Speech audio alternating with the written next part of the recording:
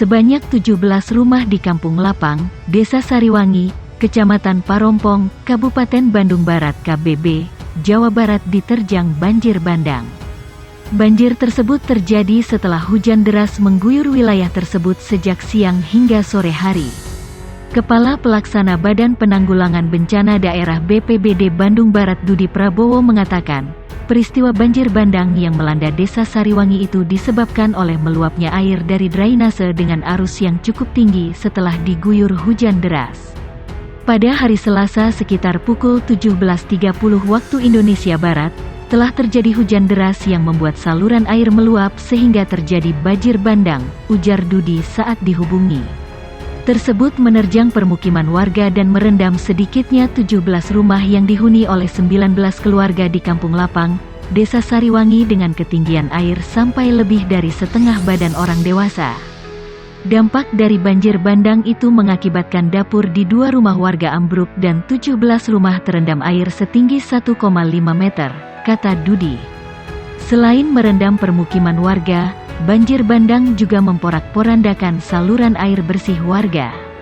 Akibatnya, saat ini warga cukup kesulitan mendapatkan pasokan air bersih. Saluran air bersih warga terputus.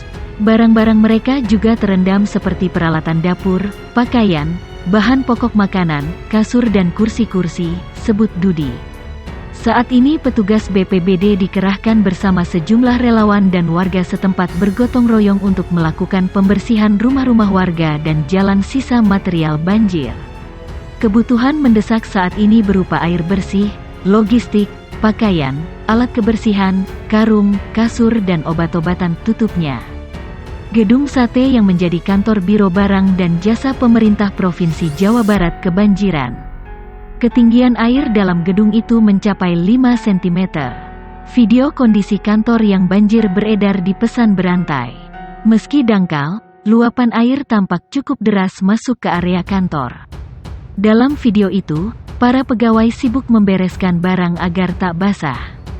Saat dikonfirmasi, Kepala Bagian Rumah Tangga Setda Pemprov Jabar, Agus mengatakan, banjir disebabkan curah hujan tinggi yang mengguyur kawasan Gedung Sate, Kota Bandung, Jawa Barat, sekitar pukul 13 waktu Indonesia Barat. Limpahan air hujan dari Jalan Diponegoro, kata Agus, mengalir ke area kantor yang memiliki elevasi terendah di area perkantoran Gubernur Jawa Barat itu. Curah hujan yang tinggi, ada dampak limpahan air dari Jalan Diponegoro, dan posisi kantor Biro Barjas ada salah satu ruangan yang di bawah, ujarnya. Agus mengatakan tidak ada aset kantor yang terendam akibat banjir itu, sebab para pegawai langsung mengamankan sejumlah barang penting agar tak terkena air. Ia menambahkan, kondisi kantor langsung dibersihkan tak lama setelah hujan reda. Sekarang sudah dibersihkan kembali. Hanya 25 menit saja ya, jelasnya. Sore itu Bandung dilanda hujan lebat. Tak terpikir pada awalnya hujan itu akan membawa bencana yang tak akan dilupakan warga kawasan Cicahem, Kota Bandung dan sekitarnya. Banjir bandang yang terjadi pada itu terjadi usai tanggul Sungai Cicabe di Jati Handap jebol. Akibatnya lalu lintas di kawasan Cicahem Bandung menjadi lumpuh total akibat banjir Bandung. Tak sampai di sana, luapan dari Sungai Cicabe juga membawa lumpur yang mengalir hingga ke ruas Jalan Nasional, Jalan Ahmad Yani, Jalan Ah Nasution. Informasi dari sejumlah warga di kawasan Jati Handap, kabarnya tinggi muka air sungai yang tanggulnya jebol itu mencapai 150 cm atau 1,5 meter. Selain di Jalan Ahmad Yani, laporan genangan air di sejumlah wilayah diterima Dinas Pemadam Kebakaran dan Penanggulangan Bencana Diskar PB Kota Bandung. Di antaranya Bandung Timur di Jalan Cikadut Cicahem, Jalan Purwakarta Antapani, Jalan Polo Air Arca Manik, Jalan Terusan Jakarta Antapani, Jalan Rumah Sakit Gede Bage, serta Jalan Perempatan Gede Bage Soekarno-Hatta. Kepala Diskar PB Kota Bandung saat itu, Ferdi Ligaswara mengatakan, 8 unit mobil pemadam kebakaran diterjunkan untuk mengatasi lumpur serta genangan yang menutup ruas Jalan Nasional, Jalan Ahmad Yani, Jalan Ah Nasution. Kita melakukan penyemprotan ke jalan supaya lumpur bebas dari jalanan.